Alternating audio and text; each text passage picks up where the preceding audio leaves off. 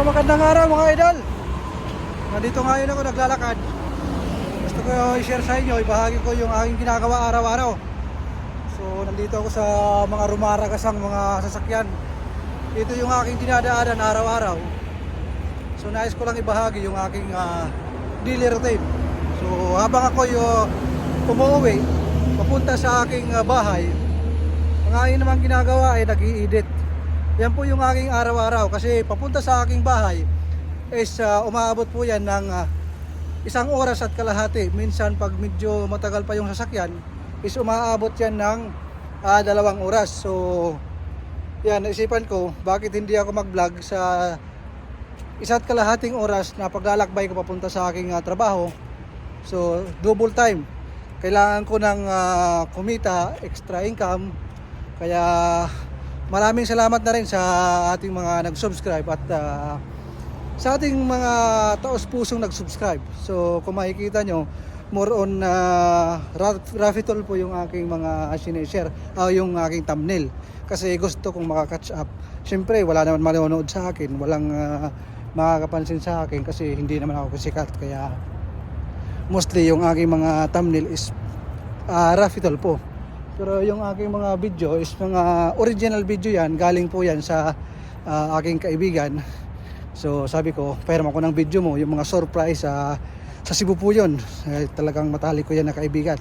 Kasama ko yan sa pagtatrabaho sa una. Pero yung mga gumagawa ko ng bouquet, gumagawa ko ng bulaklak is original videos ko po yan. So ayan, isipan kong mag-vlog kasi siyempre habang nandito ako sa abroad, gusto kong kumita. Siyempre, kumikita na ako sa YouTube. So, shoutout pala sa mga kulang sa diskarte. Ang diskarte ko po is pag dumami na yung subscriber ko, siyempre, hindi naman habang buhay is nasa abroad ako. At kita nyo naman yung aking pinagdadaanan. Talagang napakainit dito. Yung init sa Pilipinas, walang kalahati sa init dito sa disyerto. Yun ang katotohanan. So kahit gano'n sakit sa ulo, init, talagang ayan, kita nyo, i-edit ako diyan. Pagdating sa train, nag-i-edit ako. Sa sobrang sakit sa ulo, pagdating sa bus, nag-i-edit ako. Para dating ko sa bahay is pag upload na lang ang aking videos. So gabi, uuwi ako, kailangan ng target ko is maka-upload ako ng videos. Pagpasok ko naman ng umaga, pagdating ko sa aking trabahoan, kailangan makapag-upload ako ng videos. So yun po yung aking daily routine. So pasensya na kayo kung yung aking ibang thumbnail ng aking YouTube is kay Mr. Rapitol po, kay Sir Rapitol po. Kasi syempre pag mukha ko lang ilalagay ko, sino bang manonood sa akin? Sino bang mag-subscribe sa akin pag mukha ko lang? Hindi naman ako sikat. Syempre sa susunod na mga panahon, pag sumikat ako, syempre pag maging close na kayo sa akin, love nyo na ako, talagang manonood na kayo sa akin. Siyempre, yun din ang aking kumbaga fishing para lapitan ako ng tao para panoorin ako. So pasensya na kayo kung ginagawa ko yun. At maraming salamat din sa kay Sir Rapitol po. Dahil sa kanyang mukha, dumami yung views ko at dumami yung aking subscriber. So ayan, yung abangan nyo yung aking vlog. Ako dito ay gumagawa ng napakalaking bouquet. Pero i-share ko muna yung aking dinadaanan. Medyo madilim itong parte na ito. Ayan, dito yung dinadaanan ko. Gabi-gabi po yan. At medyo malayo-layo yung aking nilalakaran. Gabi-gabi po yan. Araw, gabi, pagod. Walang problema yan.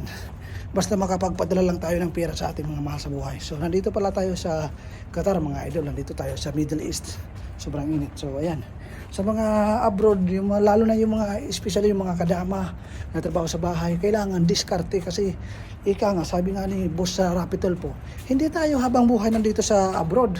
So pag uwi natin sa Pilipinas, at least kumikita tayo ng $1, $2, $5. So malaking tulong po yan. So hindi tayo back to zero. Ganun dapat ang ating mindset. Mindset lang mga idol.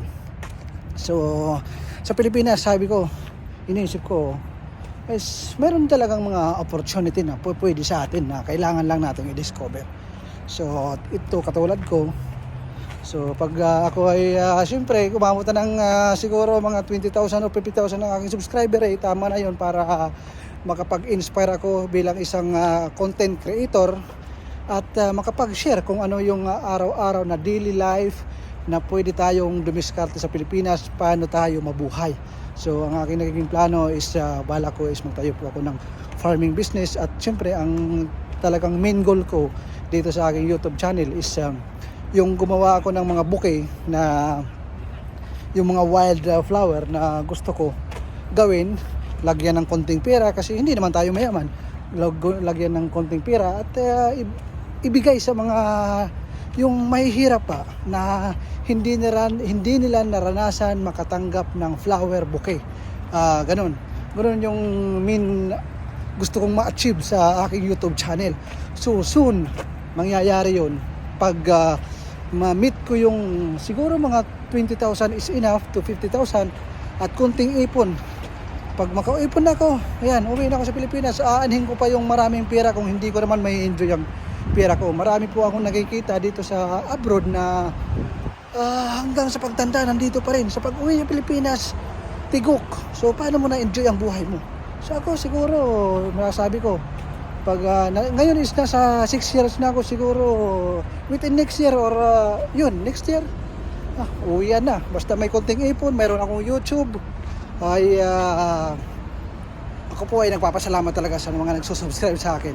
So kumbaga yung aking pagkuha ng thumbnail, yung picture ni Sir Rafi, may kwento po yan kasi ikangahin, sino ba ako para manood kayo sa aking video kasi hindi naman ako sikat. So ganun lang. So bago ko tapusin ang aking ang ating kwentuhan, syempre abangan nyo yung aking napakalaking bouquet na ginawa. Ayan po. Ito po yung aking